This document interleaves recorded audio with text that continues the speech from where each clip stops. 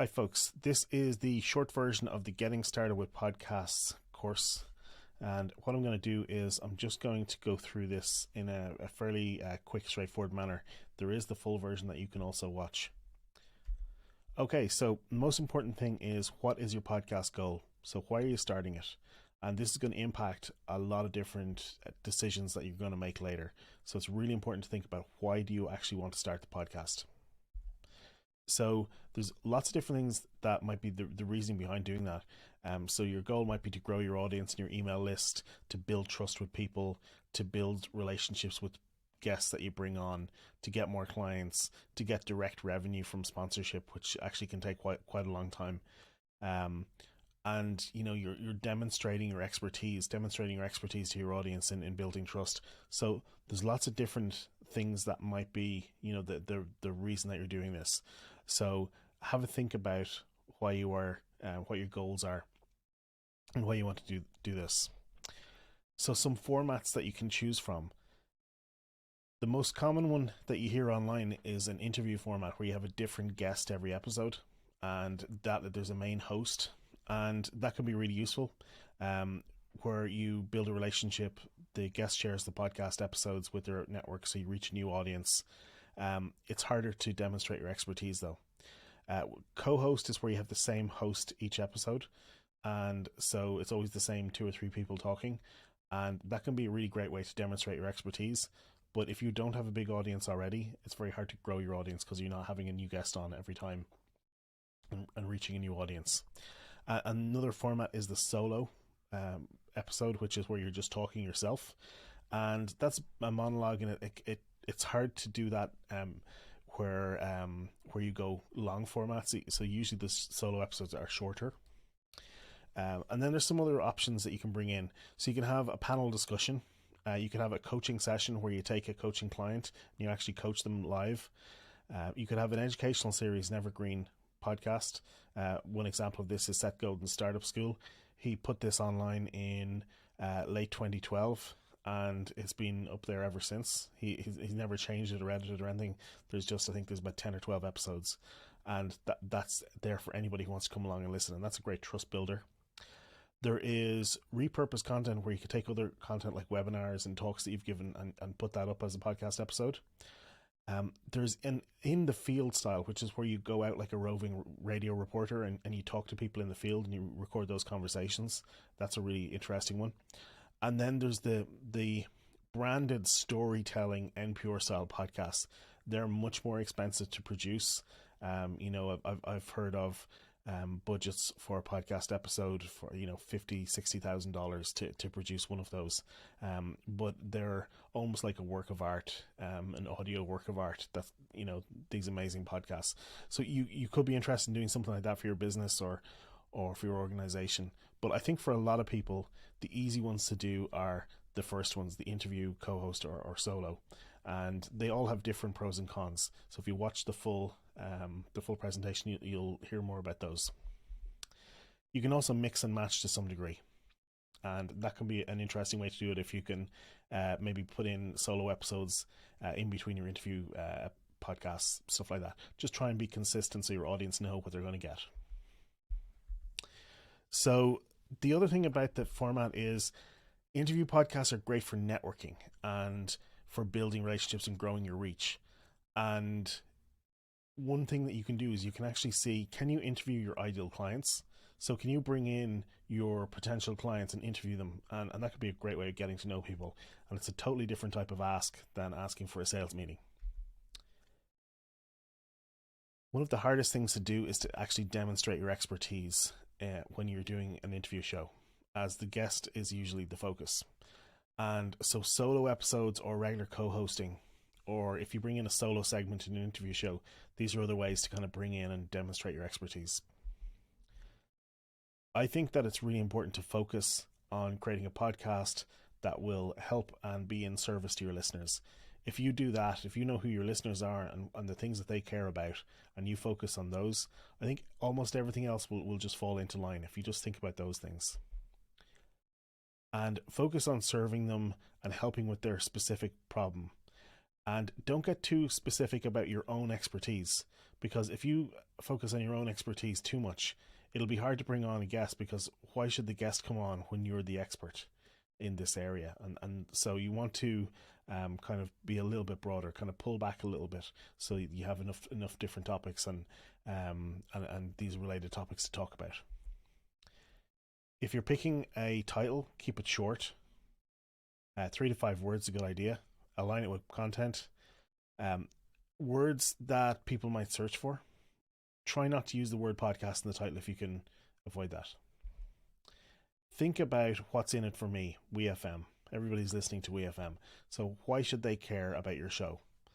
So describe who the podcast is for, why they should listen to it, and what they can expect. So this is in the little description that goes along with the podcast that everybody sees before they decide to listen and download. And what you want to do at this point is just to encourage people to try it out. With your artwork, don't use microphone or headphones in the picture, because everybody did that. It's cliche now. Use Canva or something else to make a large square image. 3000 by 3000 pixels is the size that Apple are looking for. And just remember, it's going to be really small when it appears on a phone. So it'll be the size of your thumb when it appears on your mobile. So keep it simple. And keep it simple to start, and you can improve it later on. Don't worry about that. It's very easy to change your artwork. And focus on your listeners and what they care about when you're designing that. I have a whole bunch of stuff about recording equipment. I'm going to keep this really simple here. Start with a USB headset or a USB dynamic microphone. And the two that I've listed here, the Logitech and the ATR 2100X, are very, very good. You will find better if you're willing to spend a lot more money.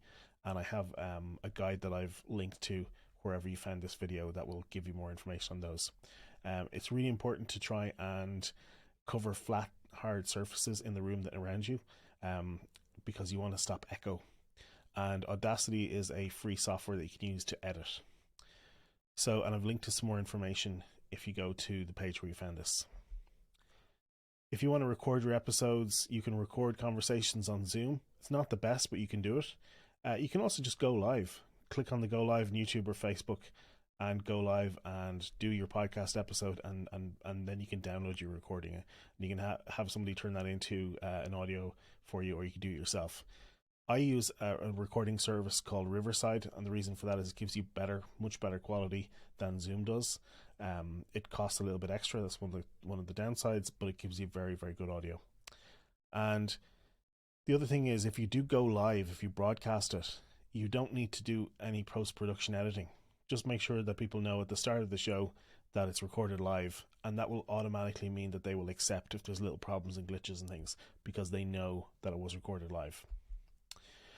So, workflow, and I'm going to just bring you over to, I have a whole spreadsheet here. I'm just going to show you the spreadsheet.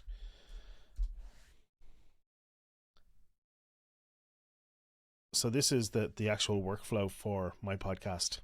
So I invite the guest schedules themselves onto my calendar and fill in an intake form which asks them for their headshot, their name, their website, their LinkedIn, all that kind of stuff. We record the interview with the guest, and then I tell my editor that a new interview is available for the editor to download. The editor does the download, they download it, edits it, and uploads it to a service called Auphonic, which is a service that makes audio sound better. Basically, it does leveling. And then there's some automated stuff that happens where it copies the version out of Auphonic and it puts it in Google Drive so we can upload it. And it also makes a backup, and it also sends it to Otter, which is a service that does a transcription, makes text out of the audio. So then I will do a sanity check of the audio. I will create an episode title, so I'll write a title from the transcription if we don't have a title already. And then I will write an episode description, and that will be showing in the podcast player and on our website. And then I will pick a quote. So I will go through the transcription and find a quote from the guest that sounds good, and I'll include that. And then we'll make an image from that. And then my assistant Aiko, she'll make graphics for the episode. She'll make a square, rectangular, and quote version, and she'll also fix the transcription errors if there are any. She'll make the show notes and any other references that we have. And she's going to create a Google Doc with an email that she's going to send to the guest and to me, with a link to where the podcast episode has gone live. and she's going to schedule the episode on our website and on the podcast host, and then email us. And then we do an automation which sends an automatic tweet. And I'll just show you the actual. Let's see if I can find one here. So let's say Ann Janzer. So this is the folder that we have for the actual files. So here's the headshot just that we put up on the website. Here is what we create for an image quote. So this is the quote that I pulled out of the transcription, and Aiko has put it into the image. And then this is one of the social media posts. That's the rectangular one, and this is the square one. And so we put all of these, keep all of these together, and we actually email all of these images to the guest as well, so they can share those on their social media. And so that's the workflow that we have for our podcast. And so it just, like, ours is a little bit more complex, but just to warn you, like, this isn't simple. That, you know, this is, there's a lot of work in the podcast. So just bear that in mind when you're committing to that. So the podcast has to be hosted somewhere. Don't try and host it on your own website. Don't use free hosting. If it's free, you are the product. So pay for podcast hosting somewhere. Here are some companies to use. We use podcast.co. It's not necessarily the best of these. We just use them because I was able to get a lifetime deal when it was available last year or the year before. There are some other ones here that are very good as well. The only thing I'll say is don't use a free host. Pay for it. You're much better off paying for it. You have more control, and it means that you can. It's just a better way of handling it. So promote every episode that you put out on your social media, and encourage your guests to share it by making it easy for them. So create some graphics and pre-route messages for them, and you can use something like Canva to create templates. It makes it much easier. So that is the end of this presentation. This is the short version. You can also find the long version over on the page where you got this, and that's the 2-hour version. So let me know what questions you have, and I'll be happy to help.